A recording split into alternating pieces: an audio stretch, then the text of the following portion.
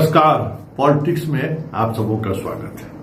और आज हम पॉलिटिक्स में बात लालू परिवार के उस पॉलिटिक्स की करने जा रहे हैं जिसके सहारे वो विपक्षी एकता या विपक्षी एकजुटता का परिचय देना चाहते थे, लेकिन एकजुटता का परिचय देना तो दूर, विपक्ष के तमाम नेता इस तरीके से दूरी बढ़ा लिया जो शायद लालू परिवार सपने में भी नहीं सोचा होगा। जो कार्यक्रम वो दिल्ली में करने गए थे,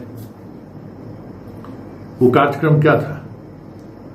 तेजस्वी के पुत्र रत्न प्राप्ति के 1 वर्ष बाद पहले जन्मदिन मनाना था। वही सारे विधायक, पार्टी के कार्यकर्ता, आरजेडी के सांसद जो पटना में आसानी से उपलब्ध रहते हैं, पटना में कार्यक्रम का आयोजन होता तो एक अलग संदेश जाता, चर्चाएं होती, लेकिन दिल्ली में कार्यक्रम का आयोजित कर जो संदेश देना चाहते थे, जो खबरें आई थी मीडिया में कि विपक्षी एकता को लेकर केजरीवाल, ममता बनर्जी, वामपंथी पार्टियां, कांग्रेस से राहुल, अखिलेश सब लोग पहुंचेंगे, और जो खबर है निमंत्रण भी गया था, लेकिन किसी बड़े नेता ने आने का जहमत नहीं उठाया।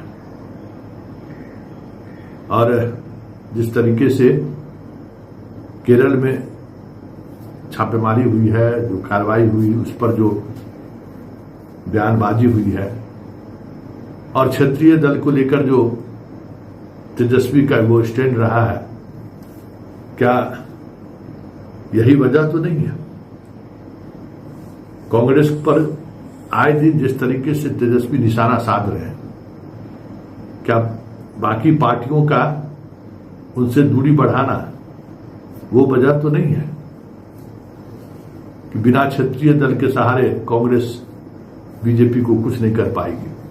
क्षेत्रीय दल ही बीजेपी को हरा सकती है, वो भी तब जब केजरीवाल ध्वस्त हो गए, ममता ध्वस्त हो गई, नीतीश ध्वस्त हो गए, पटनायक ध्वस्त हो गए, स्टालिन ध्वस्त हो गए, वामपंथी की आखिरी किला भी ढह गई। उस दौर में ये इस तरीके की बात करके क्या संदेश देना चाहते थे? क्या इसी संदेश की वजह से पार्टी में नेताओं का जो जमावड़ा दिखाना चाहते थे वो जमावड़ा नहीं दिखा पाए?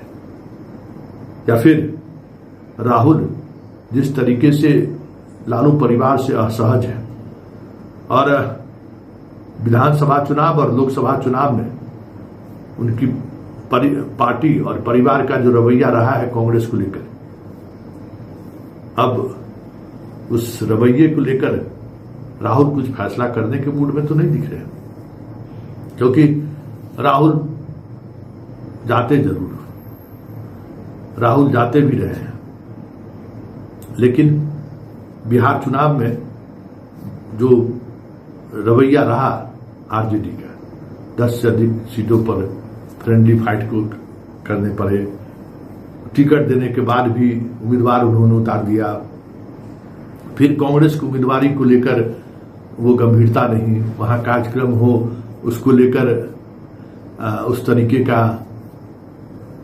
जो एक संकेत होता है वो देना, वो ना देना, लगा ही नहीं कि पूरे चुनाव में तेजस्वी चुनाव लड़ रहे हैं।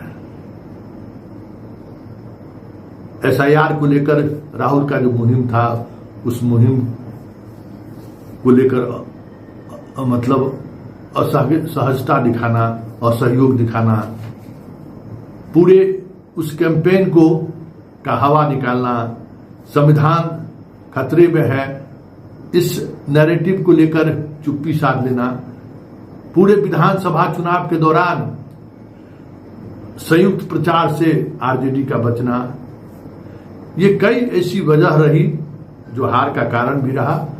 और एक बात जो सामने आने शुरू हुई कि कहीं न कहीं केस की वजह से शाह के इशारे पर बने रहे तेजस्वी, शाह के इशारे पर टिकट वितरण से लेकर कांग्रेस को दरकिनार करने तक की रणनीति में वो बीजेपी के साथ खड़े दिखे। कई तरह के नैरेटिव या डिस्कोर्स इन दिनों आरजेडी को लेकर चल रहा है।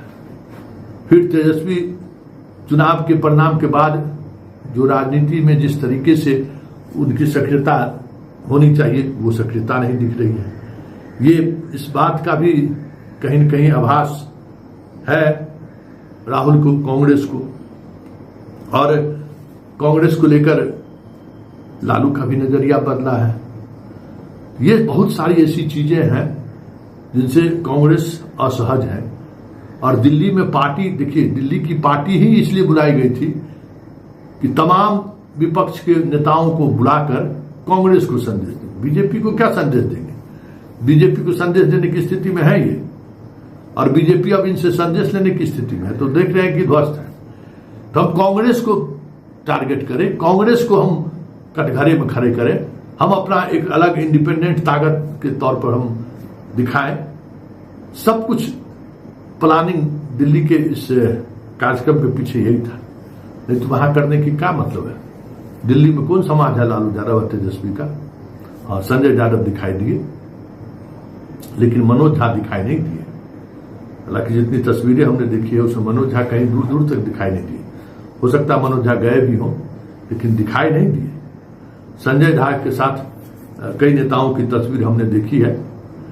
मतलब जब संजय झा, मनोज झा, वही विधायक, वही सांसद, वही तमाम नेताओं को इकट्ठा होना था, तो फिर दिल्ली में इस तरीके के आयोजन का मतलब क्या है? ससुराल भी तो आपका नहीं है कि ससुराली पक्ष को आने में सुविधा होगी। वो भी तो ये सब चीज तो गरीब लोगों के लिए है। ऐसे लोगों के लिए तो चार्टर प्लेन है, पूरा ससुराल ही उठकर चला है। तो ये जो कोशिश थी, हमें लगता है कि कांग्रेस को औकात दिखाना, कांग्रेस को विपक्षी एकता के नाम पर ताकत दिखाना, वो पूरी तौर पर फेल कर गया। अखिलेश तक नहीं गए। जो तस्वीरें हैं उसमें अखिलेश कहीं दिखाई नहीं दे रहे। हाँ, तेज प्रताप जरूर गए, लेकिन वो बहन दिखाई नहीं दी जो बहन घर से रोते हुए बाहर निकले थे। सिंगापुर नहीं आई, वो कहीं दिखाई नहीं दी। बाकी घर के परिवार के तमाम सदस्य दिखे, लेकिन वो कहीं दिखाई नहीं दी। मतलब साफ है कि जिस उद्देश्य से दिल्ली में भोज का आयोजन किया गया था, जिस उद्देश्य से दिल्ली के उस नेता को संदेश देना था, जिस नेता को लोकसभा चुनाव में भी और विधानसभा चुनाव में भी अंगूठा दिखाने का काम किया था, लेकिन सारी कोशिशों के बावजूद भी जिस तरीके से विपक्ष के नेताओं ने इस भोज से दूरी बना दी, संकेत साफ है कि तेजस्वी या लालू परिवार को लेकर विपक्ष पहले जैसा ना वो रुख दिखा और ना ही वो एक भाव, कमिटमेंट का जो भाव है वो देखने को मिला। मतलब अभी बहुत सारा सियासी खेल चल रहा है। उस सियासी खेल को इस भोज में न आने के सहारे समझा जा सकता है।